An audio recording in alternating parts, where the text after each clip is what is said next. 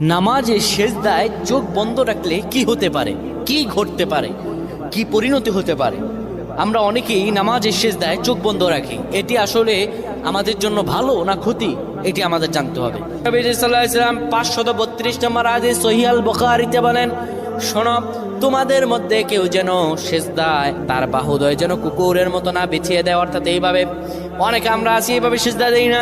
আমরা সেজদা এই যে বাহুদয় আমরা জমিনের মধ্যে লাগিয়ে দেই। রাসূলুল্লাহ স্পষ্টত নিষেধ করেছেন এইভাবে যেন কেউ সেজদা না দেয়। এইভাবে যদি সেজদা দেয় আল্লাহর দরবার তার নামাজ কবুল হবে না। শুধু তাই নয়, রাসূলুল্লাহ সাল্লাল্লাহু আলাইহি সাল্লাম সেজদার মধ্যে গিয়ে চক্ষু বন্ধ করা ঠিক নয়।